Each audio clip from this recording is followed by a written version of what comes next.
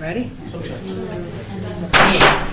I'm going to call the City of Las Vegas Parks and Recreation Advisory Commission meeting to order. We're at City Hall, and the time is about 4:04 p.m. We have an announcement now regarding the compliance with our open meeting law. We are in compliance. Thank you very much. And would you like to take attendance at this time? Chair White, excused. Vice Chair Buckman, Here. Member Bastian, Here. Member Sherman, excused. Member Lee, Here. Member Lopez, Here. Member Thomason, excused. Member Becker, sorry. Here. Member Tabor, Here. Member Thompson, excused. Member McCurdy, Here. Member Armenian, Here. Member Aker, Here. Member Teal, excused, and Member Foger, excused.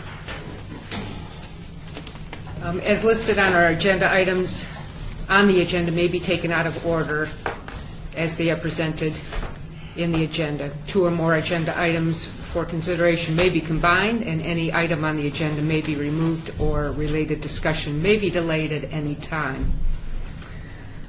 We are now on to item number 3, which is our first opportunity for public comment.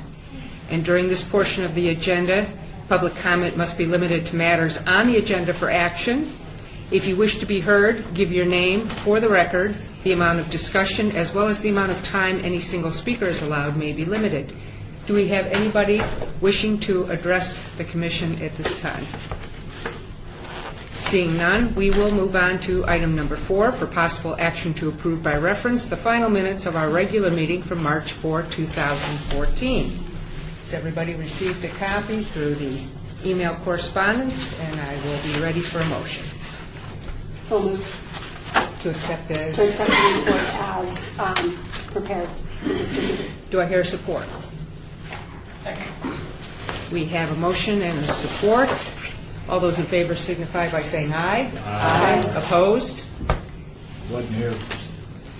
Would you like to abstain? You Any oppose it, you don't abstention? abstain? I wasn't here. Yeah, all mixed up. Okay. Did you get that, Madam Clerk? Thank you. Now we go on to item 5, which is our report for possible action from detention and enforcement regarding city issues at our parks and facilities concerning all wards. So Lieutenant Scott Bryan here today. My sergeant that normally attends is out with a family emergency, along with all the documentation. I can forward anything you'd like, but I'm here to answer any questions, but I went from the medical marijuana to in here. So I'd rather be in here, by the way. Is there anybody on the commission that wishes to address the officer? Yes, I'd sir. like for us to allow this portion of the report to be forwarded to the next meeting because he does not have the information to be prepared to go forth with a report from his division. Very good. So that we may place this on the agenda next month again. And We'll have March and April's reports. okay. Very good. Thank you. Do we need a motion for that? We have a motion. Do we need a second? All those in favor, aye. Aye. Opposed? Abstentions? The motion carries. Not voting no this Thank you, Commissioner McCurdy. We'll go on then to item 6, which is report for possible action regarding the economic impact of sports fields concerning all wards. And who's doing the presentation? That would be Lonnie Zimmerman, Department of Park. Welcome, Chairman. Sorry, I was startled by the chairman. Lonnie Zimmerman, Department of Parks, Recreation, and Neighborhood Services. I wanted to share with you, and I didn't want to take this off the agenda. I expected to have already shared this with the city manager and the deputy city manager. However, that will occur next Tuesday and Wednesday. So I will pass our draft report around, and I will collect it back so you all don't run off with it. But as you may recall, in September, we presented an overview of municipal sports and our fee increases as it affected our sports fields. At the time, Councilman Ross asked a very important question to both the council, and a curious question to us was about the economic impact of our sports tourism, for lack of a better a better term, we, through the assistance of Jeremy Aguero of Applied Analysis, gave all our information, all our usage, all our fees, all our revenues, all our expenses to Applied Analysis, and he developed an algorithm, which sounds very fancy, but has given us some pretty sincere results. I'll give you the highlights and I'll pass. This is not the data portion. This is the highlight, almost like a professional PowerPoint. I will pass that around, but again, I'll need it back. Jeremy's the principal analysis with Applied Analysis. He's probably very recognizable to a lot of you. He does a lot of the foreclosure and economic condition studies on the city of Las Vegas as a valley, not just us as a city. They were retained to conduct the economic and fiscal impacts of 6 fundamental areas: our current utilization of sports fields, the breakdown of who's using the fields and how often, the direct fiscal impact of sports fields, the economic impact of non-local users visiting our tournaments, the fiscal impact of the sports field operation when the off-field spending impact from the out-of-town attendance is included, and the potential revenue for maximizing sports field utilization.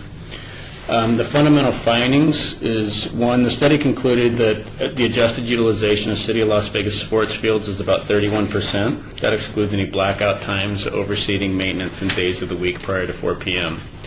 22.7% of the utilization is associated with community league use, and that's really what we would call our general allocation, so that's practice and game time. 4.4% of the utilization is for tournaments.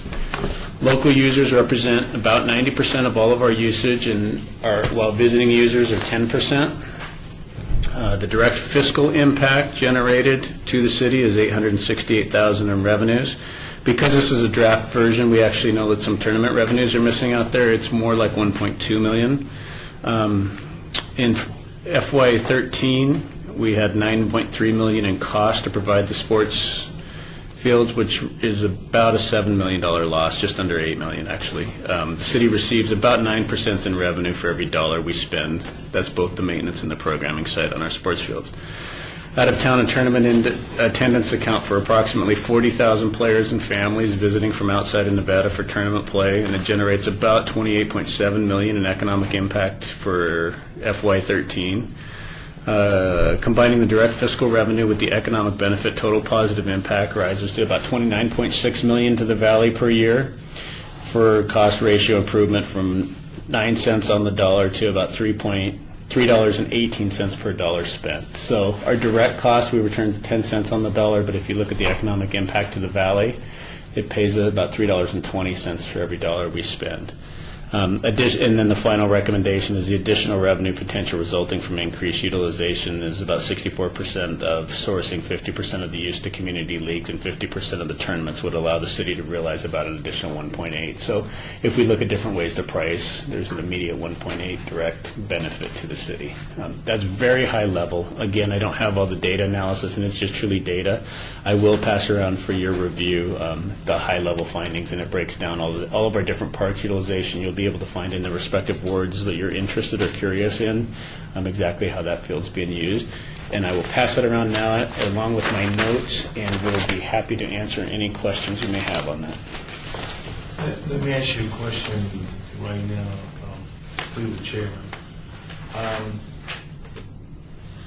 Give you a good example. It has been brought to my attention on last Thursday that there are people in the community who feel like they're going to be priced out of using city facilities.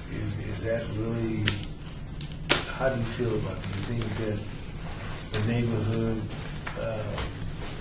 neighborhood groups that are using Doolittle, West, or the other parks, do you think they'd be priced out of using them, and most people from out of town will? Are you talking sports field specific, or are we talking all over?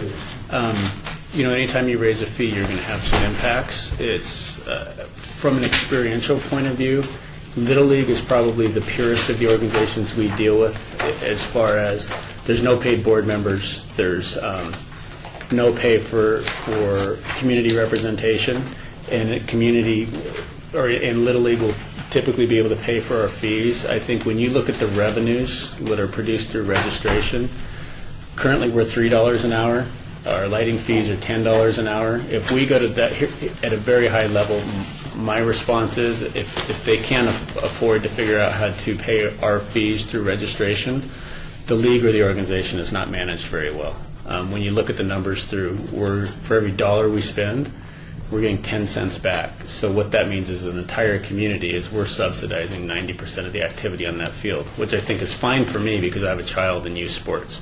My neighbor who never set foot on a sports field is subsidizing my child's participation right now at about 90 cents on the dollar. So I think when you look at our fees, both nationally, regionally, is if a league can't afford to use our fields, there's a level of mismanagement going on. Well, I'm concerned because in 89101, 89102, not 102, 89101, and 89106, those particular areas and those particular group of people are still in the highest unemployment role in Clark County and in the state. And a lot of those people that I found out, and I have really did some research on it because I sit on the Habitat Board of Directors also, and I'm finding that they cannot really afford to put their kids into these,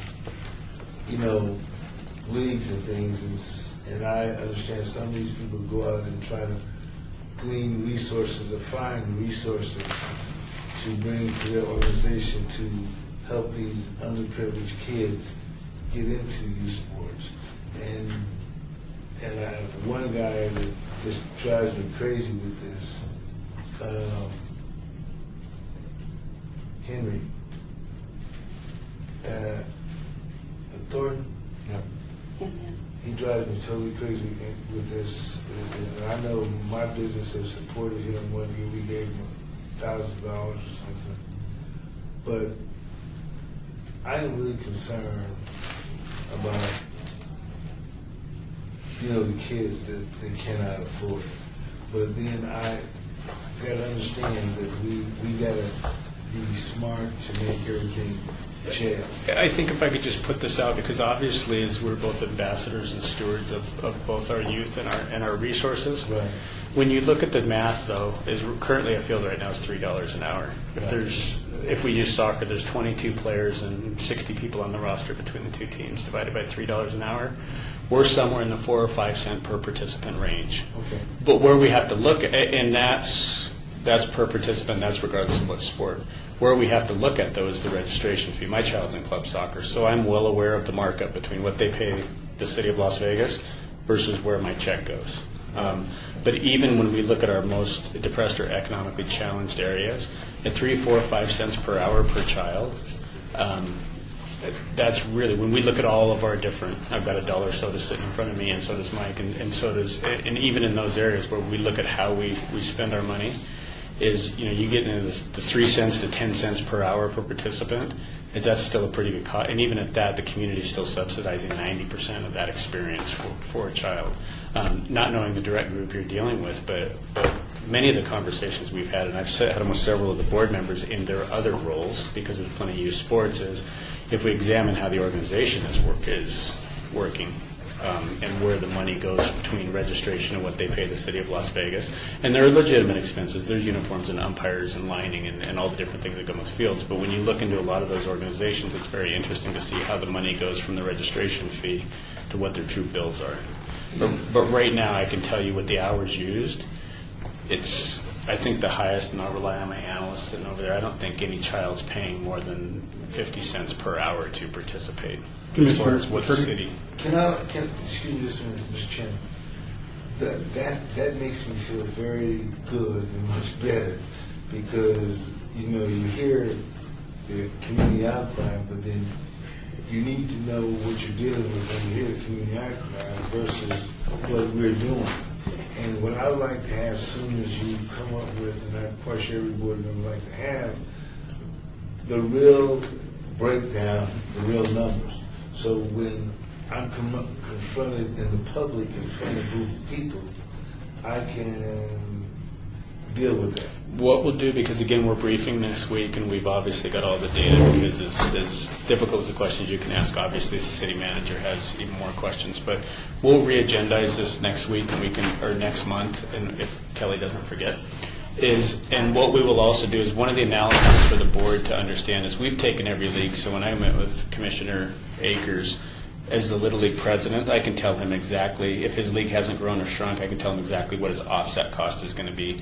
The very same way as I can look at my child's club soccer and know what their offset cost is going to be. So when we raise a fee by $5, I realize that should equate to me as a parent of about $6 per year. Who knows how that's going to equate when I take the advantage as a league organizer and say, well, the city raised it 100%, so I'm going to charge my fees 100%. But one of the things we have done is looked at all of our leagues, looked at what the pass-off cost would be per participant per hour. So we have that, and I'll be glad to share that next month because it'll have already become public record with the city manager's office. So, Deputy Director Zimmerman, I was going to speak about group discussion, or when we facilitated that one discussion that we didn't know about when the email went out to all of the league directors, something a little bit more organized to give them a chance to come to this meeting and speak under the public or the citizens' participation. And I was going to tell Commissioner McCurdy to also invite, as we continue to invite citizens to come down and ask questions, or at least get involved during that citizens' participation part of our agenda. So, thank you. You're welcome. So is the effects or the increases, they are already in effect, you are just informing us what They're not in effect. They're our proposal. And traditionally what we've done is we've worked with the user groups first. And typically, and I won't say any one group, but typically what happens is I would have a conversation with you as part of girls softball, and then I would have a conversation with Mike to say, hey, this is coming. And at some level, somebody would go to lobby their council person before we could even have a formal presentation. I think one of the things, and we've talked about the audit many times, it has gone on for 3 years, but one of the things we've done is try to work closely. The only fee enhancement that has taken place has been with youth soccer and their tournaments. What we will be presenting the city manager next week is our outline for raising fees in the future. So they have not taken effect unless you're a youth soccer tournament organizer. The upcoming fees going forward is we will be briefing on our recommendation to the city manager of how much and when those take effect. And then if we have that approval, we would implement those and notify the users formally. As an advisory member to this Parks and Recreation Committee, what is our input worth as far as just discussion to the city manager or discussion on what our lead impact is? Are you talking as this committee? I think I think as the advocate for the official board that you're in, is you will hear from the committee faster than we will once it goes public.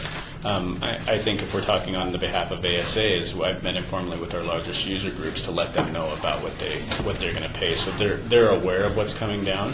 As a board is the advocacy, and I can't tell you whether positively, or each of you has a different perspective. Billy is Parks Director, probably has multiple perspectives of both the business side and the participatory side.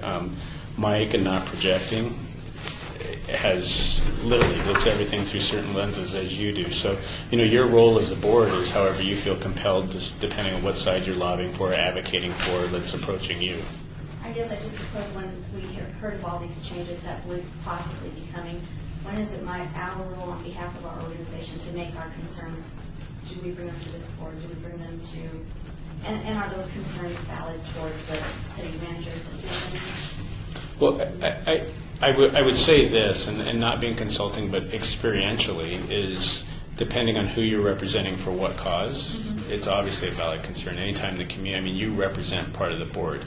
I think the biggest challenge to this board is, do you sit here as a board member advocating for girls fast pitch softball, or do you sit here as a park and recreation board member? Because I think those two can conflict when you realize that, returning 10 cents on the dollar, $350,000 to replace a field service. If we don't raise fees, what we've come to know as a standard is no longer going to be there.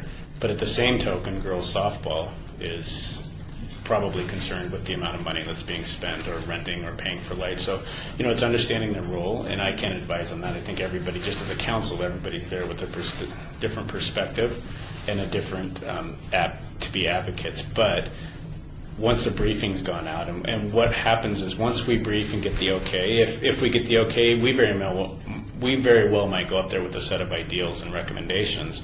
But the city manager says, no, we're not going to charge that much, or we're not going to go effective in August, we're going to graduate it in. But she has to approve it. Once it's approved, we're obligated with at least 30 days notice, and we in sports understand that 6 months is about the bare minimum to advertise to allow offset time for leagues, is we would put it out formally, both in an email and a public notice. That's the time to come forward and say, hey, here's an area of concern, or you just put girls softball out of business, that type of. So, excuse me. Can you, with Commissioner Thomas, go back historically, because these price adjustments didn't just come around this year or last year as a result of a study, wasn't it? Or? There's been several avenues. In very layperson terms, is when things were good prior to the recession, is we were turning over $1 million a year to the general fund. So we'd have a $30 million budget. We wouldn't use it all. We'd put it back in the general fund. There wasn't really an appetite when we were saying, hey, our fees haven't been changed in 12, 15 years. We then had an audit in 2010, and it began to look at how much a sports field costs to both build, construct, and maintain. And then in the case of artificial turf, what it costs 7 years from now when you have to redo that. So there was an impetus for us to begin to look at what it costs to be in business. Pros Consulting came in and gave pricing recommendations for our services, not only sports fields, but all of our services. And then because the audit, both in what we're charging and how we get fields out, was such an intense process, Damon Cobb from SOI Group came in and looked just at our sports fields, our assets, and what we're charging, and gave recommendations for what we should be charging to maintain our assets. Our goal is to at least be charging enough money that we're not, so that we can maintain the current standards that we have. So the Majestic stays as Majestic, and Lone Mountain stays as Lone Mountain, Betty Wilson stays as Betty Wilson. But that's kind of a fast track history of how we got to changing fees. So Deputy Director Zimmerman, if it's possible, because I know that we received a copy of that audit, and Commissioner Thomas would like Thomas would like a copy of that audit. It would be probably educational for you to kind of see where the city has gone, where they're going in terms of the pricing. And then it's always our opportunity to speak to our council person within our area and talk about some of the areas of interest that you might have. And that helps to help your city council individual recognize what the community is seeking and helps them make a decision. So will we have a presentation prior to going to the city manager? No, the city manager presentation is Tuesday. So, but what I will do is agendize for next time. And I don't live in a fantasy world. I don't think all my recommendations, the city manager will say those are great recommendations, don't change a thing and go forward. I think I will get guidance as to who, what, when, and how those are going to be implemented. So what I'll do is agendize those for next session so that I can tell you where we're going, what the proposed times are, and what the recommendations were that at least were approved or to go forward on. Does it make sense sometimes that maybe not this time around, but next time that there's something like this, that the board does have a presentation prior to the city manager so that you could go to the city manager and say the board agrees, with our recommendations? I think it's specific, but more desire of the board. I think one of the things we have to be very careful with, because again, historically what we would do is we would, in the spirit of transparency, rather than blindly catch Mike as the Little League District 4 president, I would sit and meet with him. That meeting went very well unless Mike didn't like what I had to say him. And then the minute I left, and I'm just putting Mike on the spot because I feel comfortable with him, if he didn't like what I had to say, he would call the councilman. And it would be through Mike's glasses or through Soccer's glasses that what we were doing was interpreted. So the city staff would never have the ability to say, look, we're only returning 9 cents on the dollar, or do you realize it's $350,000 to redo a field, or it's $10 an hour to light, because it would get upended. So we've tried to brief on the front end. The difficult with this board is it's public record. So if I present to this board prior to presenting to the city manager, theoretically, it could be run in the newspaper tomorrow before we've ever got a chance to talk to the city manager and or the council. So it's a real tight balancing act. In a perfect world, what we would do is present to this board, depending on what day of the week it was. But in a perfect world, we would brief the council, we'd brief the city manager on a Monday, we'd brief the council on a Tuesday, and we could talk about it openly on Wednesday. With the first Tuesday of the month calendared meeting like this, sometimes we get kind of upside down in our briefing schedule, and not to mention we have medical marijuana going on across the hall, so that limits any of our time to get either to the city manager or the city council this week. So, but certainly the feedback is important. You represent each of the respective ward or council person. No, that makes sense the way that you explained it. That's fair. Thank you. Okay. If there's no other questions, thank you, Deputy Director Zimmerman. We'll move on to, what is it, number 7?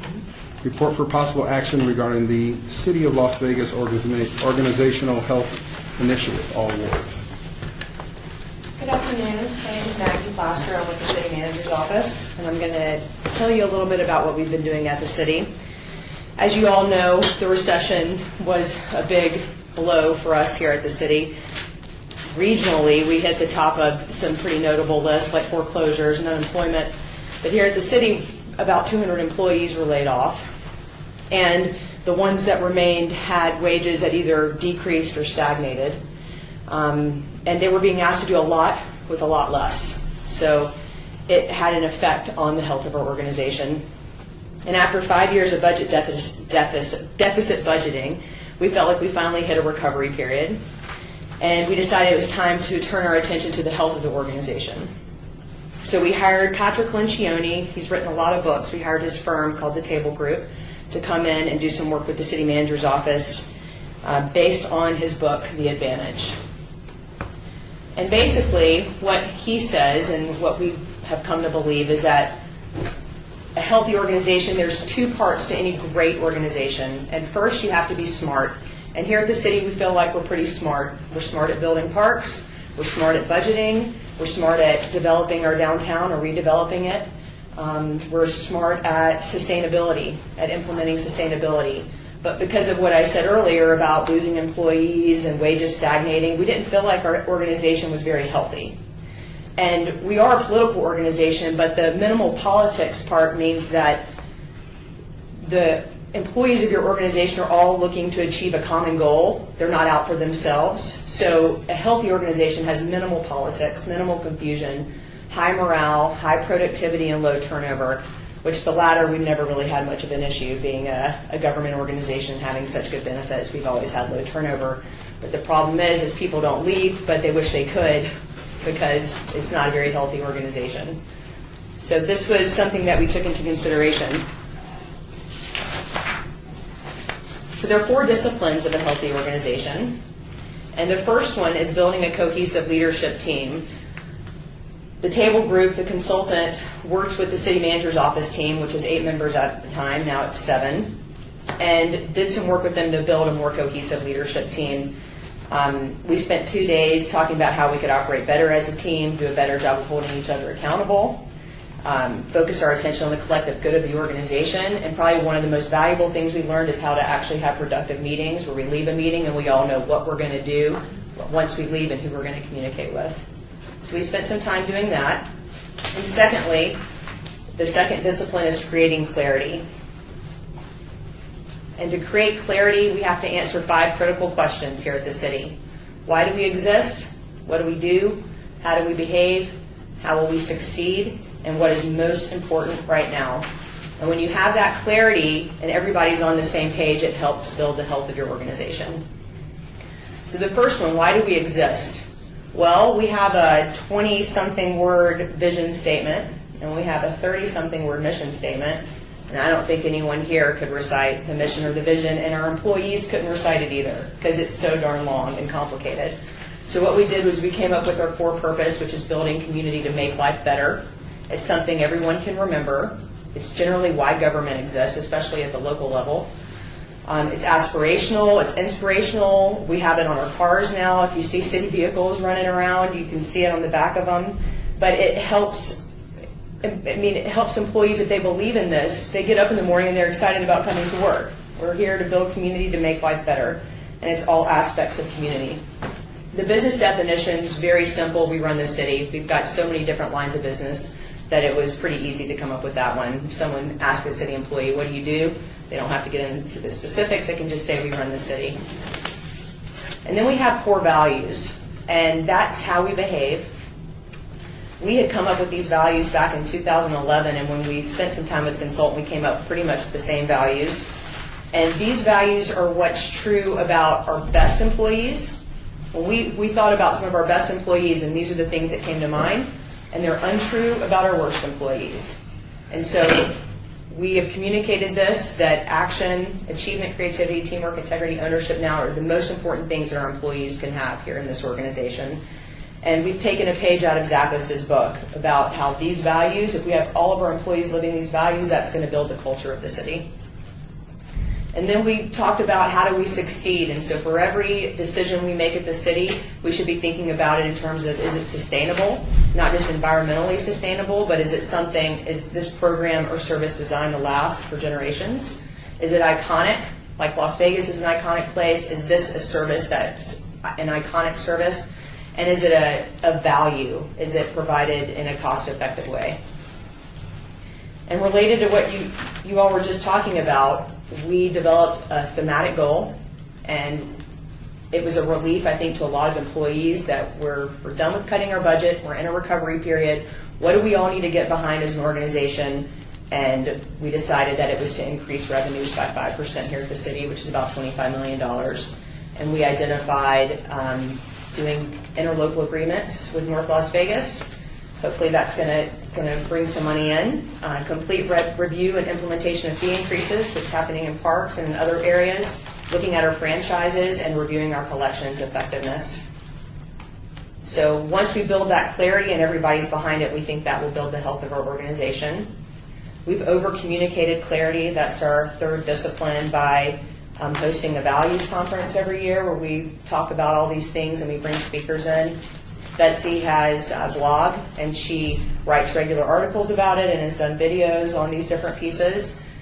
Parks and Rec recently had an all-hands meeting. I'm pretty sure they talked about it there. All the departments are talking about it, and just making sure that all the employees know what these pieces are. And then we reinforce all of that clarity by building it into our HR systems. So we've been told that if you're going to hire somebody, they better exemplify those values or don't hire them. Because it's so hard to, once employees are here after 6 months, sometimes it's very difficult to get them out the door. So let's not get them in the door. We have new employee orientation that focuses on these now. We have training programs. We have a new recognition program that recognizes people for the values. And our performance management system helps reinforce those pieces I was talking about. And that's it. If you have any questions. Thank you. Did you say that the North Las Vegas was going to contribute to money? You know, we are only looking at developing agreements with them that are mutually beneficial. And it's complicated. It's complicated. We don't have an agreement with them yet.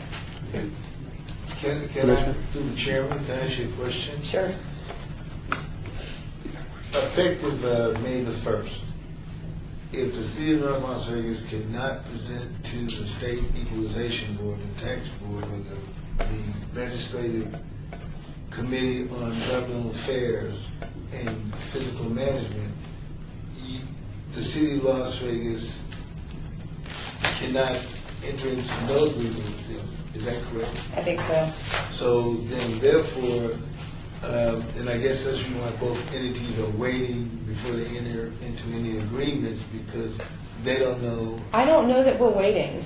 I mean, we're having discussions right now about in some areas, and one of them is with regard to redevelopment, economic development. Because business license went down to 2, but they want to enter into an agreement with the city of Las Vegas in reference to business. A lot of it's still on the table, but it's been a difficult road.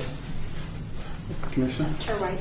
Maggie, how was the $25 million goal for revenue increase created? I think Mark Vincent thought that it was something that was doable. Oh, okay.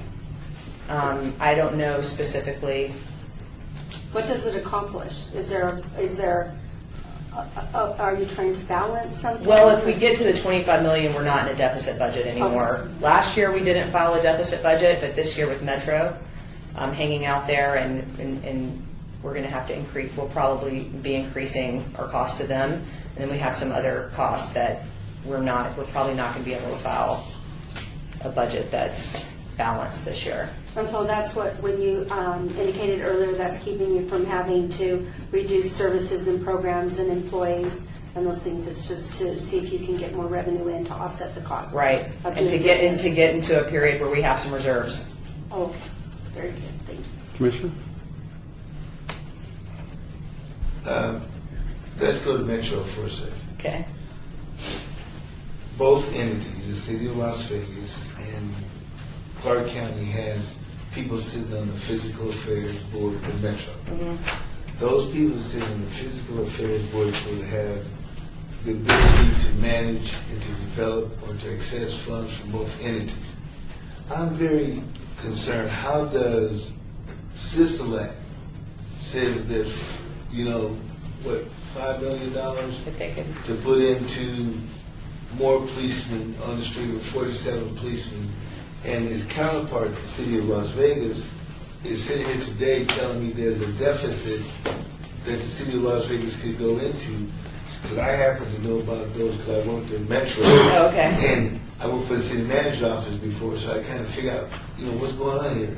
That how can we have a deficit with the city of Las Vegas and we collect, and our tax stabilization is almost equal to Clark County's.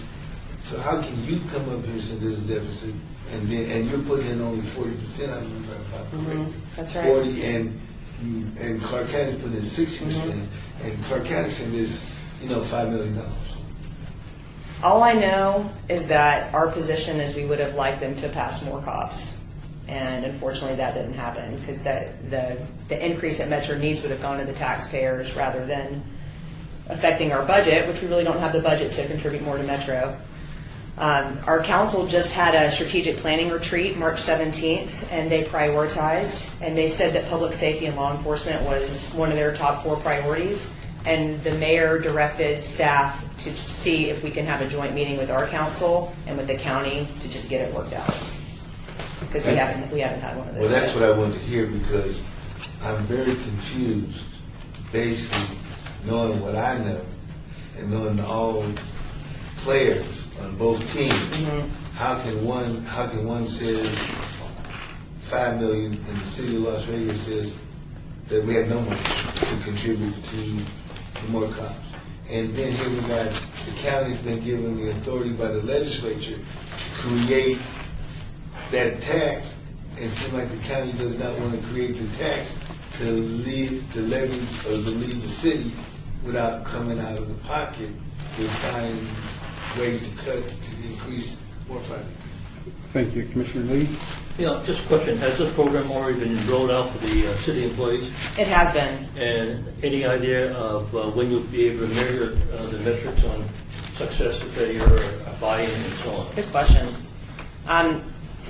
What part of the deal with our consultant was that they came back. See, it was rolled out to our directors and our upper level executive team at the end of June, and then our consultant came back at the beginning of December, and we randomly selected 80 employees to come into a room with them. They had no idea why they were in there, and then he basically quizzed them. What's the core purpose? What's this business definition? And we still have a lot of work to do.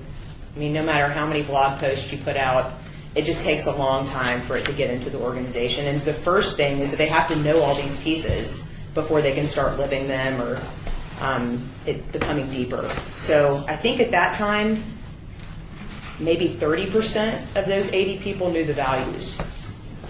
And that may be business or the core purpose as well. But so if you extrapolate that to the organization, maybe 30% of our employees know these clarity pieces right now. So we still have a lot of work to do. And one more question. Is that available on the city's website, that study? It was, he didn't even create a report from that. He just did a PowerPoint for us, and it's not on our website. Can I get your copy or a copy of what you did? You can have, you're welcome to have my notes from today. Thank you. Sure. Mr. Chair, was it last week that you had all staff together on Friday?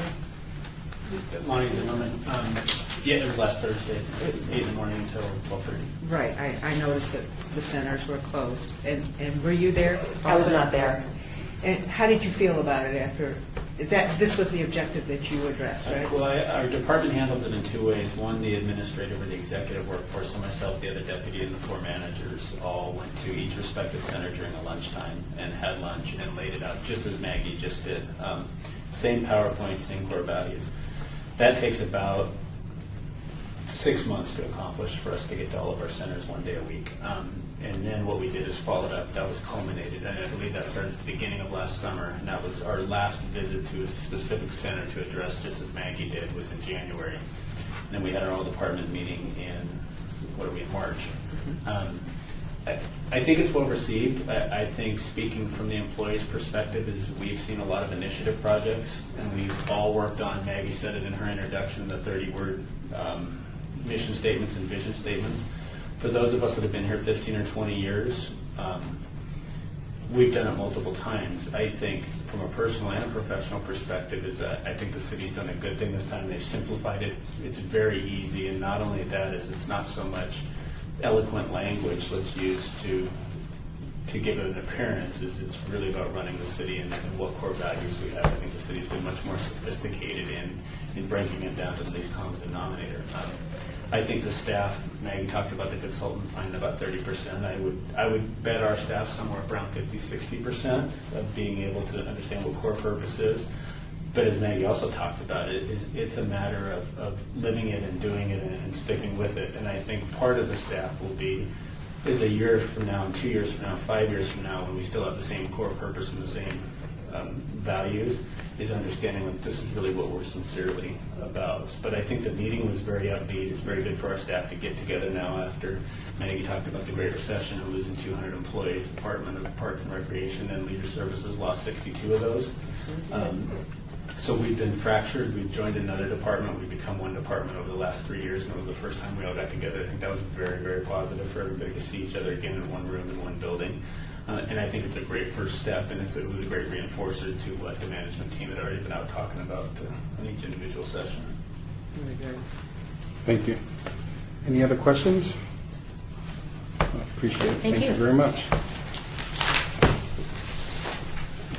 Okay, we're going to move on to number 8, report for possible action regarding donation station program. Good afternoon. Thank you all for having me here. I'm Laura Lopez with the Park Recreation Neighborhood Services Department. And I'm going to talk a little bit about these donation stations and homelessness and needs program.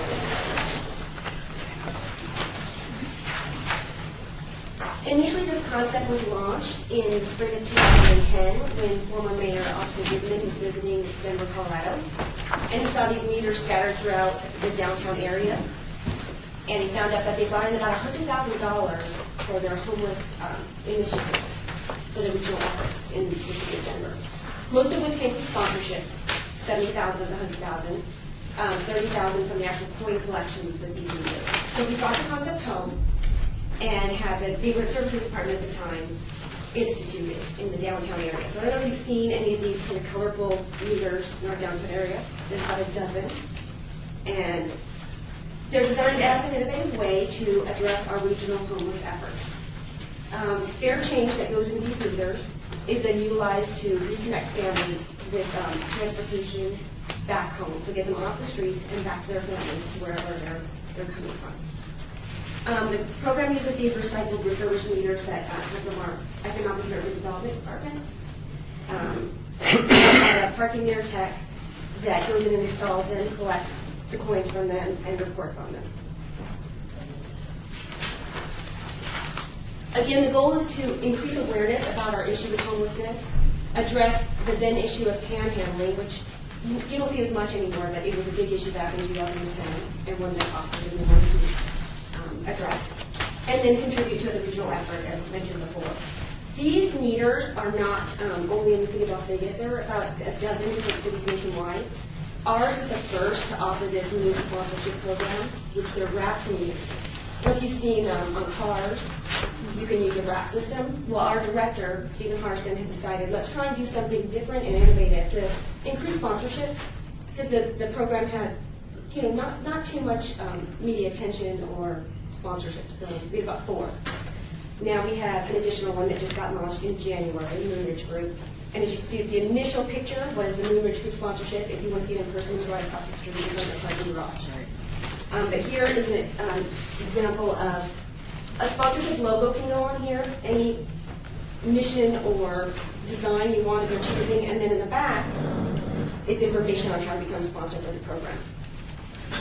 It did rotate from the other meters, and now they're completely recycled refurbished. I believe all the normal parking meters went to credit cards. These are all coin. But we're the first in the nation to offer this kind of sponsorship program, which is kind of exciting and new, and hopefully will bring additional monies and media attention to it. We've already received a lot of attention on the media, and we've already had a lot of different companies contact us to possibly do this program. It's annually $1,000. And here's the monthly meter collections report that we get from our meter tech. As you can see, in coin collections, it's not a lot of money. We get anywhere from, I don't know, it's in the pennies, to $100 a month. And obviously those that are colored, as you see up there, those are the sponsored meters. They're in those areas that receive the most foot traffic. So those are the ones that are gaining the most money and the most attention. So what we're trying to do is get those dozen meters that are located in the downtown area all sponsored before we expand the program even more. But we see that happening in the future. To date, since 2010, I believe we have about almost $10,500 earned. Again, we want to reach what Denver's doing, $100,000 annually. And that's by introducing this program, because it's $1,000 annually.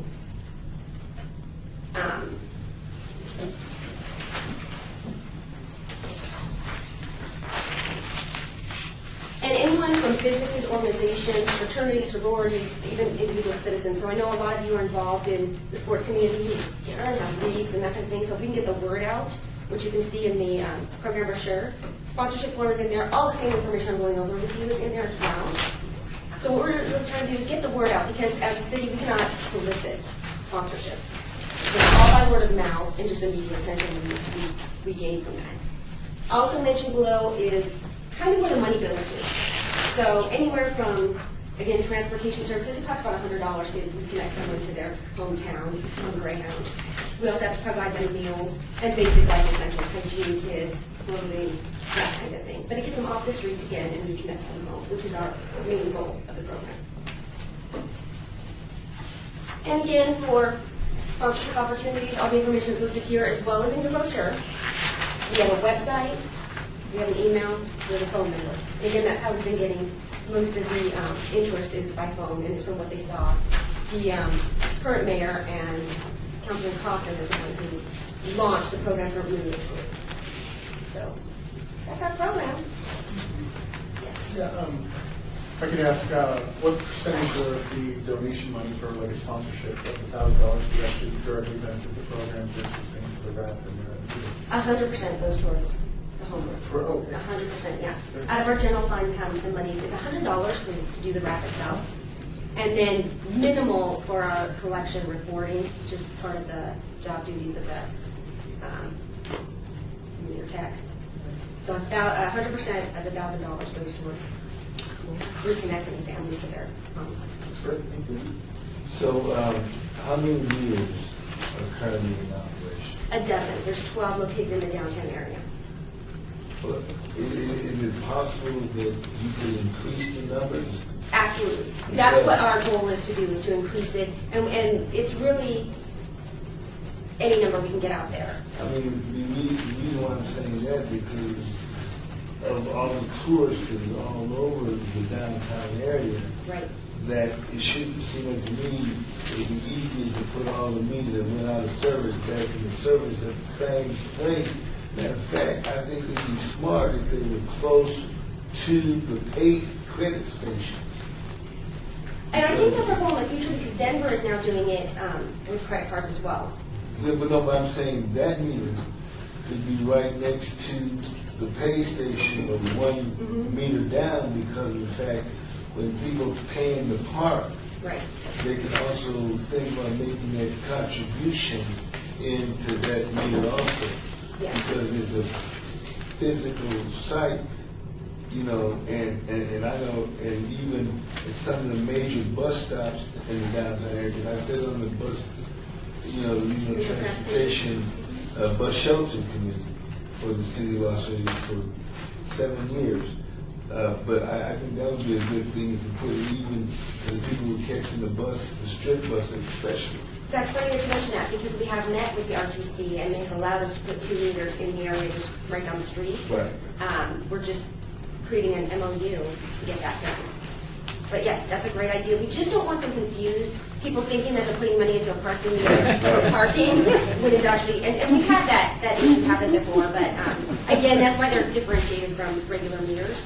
But I think that's a great idea, and we do want to move in that direction. It's kind of, even though it launched in 2010, because we're rebranding it now, it's kind of a new program to us now. So we're trying to get it to the point where there's going to be much more money in funding, much more awareness, so that we can actually make a difference and get people off the street and back home. Well, who do people contact? Give me an example. I pastor a church. I have people come to my church every day. I want a bus ticket back to Louisiana, back to California. Who do I refer the people to that we can help? The Parks, Recreation, Neighborhood Services Department. We have a staff member that's solely devoted to reconnecting families and the homeless issues. Yeah, it's all in the brochure of who they can contact.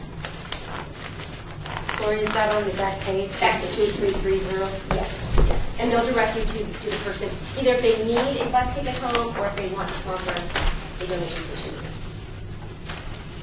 Does the numbers flashing, can you program that to say thank you for your donation or anything other? Does it give the number of how much money you put in when you put the money in? That's a good question. So that's confusing if it says $1.50. Right, right. And currently, no, they cannot program it to do that. What we do is we put a placard in there thanking the sponsor, but nothing as far as how much money it's Not to giving say you. that it needs that, but maybe a thank you for your donation. Yes. Because if We the do re- have that actually as a placard. So the 4 that are out there sponsored right now, which are by fraternities, sororities, and now Moonridge Group, do have a placard inside that says thank you for Do they sponsoring blink the like that one donation does? session. Do they blink? They like- do all blink, yeah. They haven't been able to figure out how to change Stop them from blinking? Stop that blinking. Yeah. Well, That's good blinking especially now. again, in the future, we are going to want to change over to the newer meters with the credit card. So this is just because it's no cost to us. We're sitting in an office right now, hundreds of them. We can use them at any time, get them wrapped, and get them out there. So it's just kind of a different, unique way to address homeless issues. Kind of like And it's- iRobot. Yes. I see. Well, thank you. Thank you very so much. Appreciate it. All right, we're going to move on to number 9 if there's no more questions. Number 9, reporting for possible action regarding organizational projects by Lonnie Zimmerman, Deputy Director of Parks and Recreation and Neighborhood Services, all wards. Two things. One is last Thursday, the walkthrough and groundbreaking for Doolittle Park was occurred.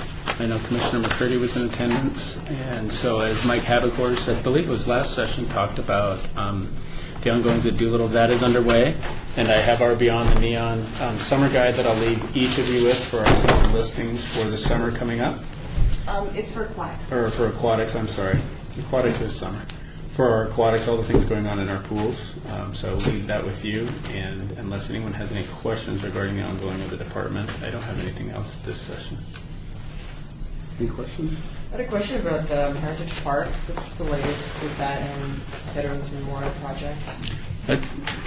Commissioner Lopez, that's a great question, and I will check on it because I myself haven't heard a thing about it lately. Last I heard was that the Veterans was still going to go into Heritage Park, that there was some... When I check, I know that one of the things is going to be is the Cashman Field Center sitting there. Obviously, there's a lot of discussion right now between the 51s have declared their intent and desire to move with the Hughes group out to the south side of Red Rock Casino, which is actually in the county.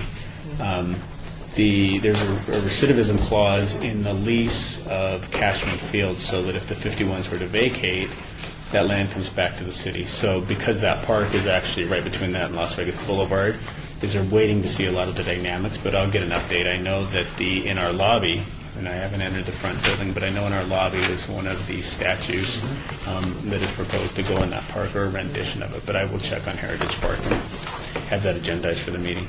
Appreciate it. Thank you. Thank you. Any other questions? Hearing no questions, we'll move to number 10, citizens' participation.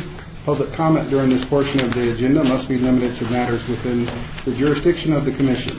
No subject may be acted upon by the commission unless the subject is on the agenda and is scheduled for action. If you wish to be heard, give your name for the record. The amount of discussion on any single subject, as well as the amount of time any single speaker is allowed, may be limited. Is there anyone here for the citizens' participation? Hearing no one, meeting adjourned.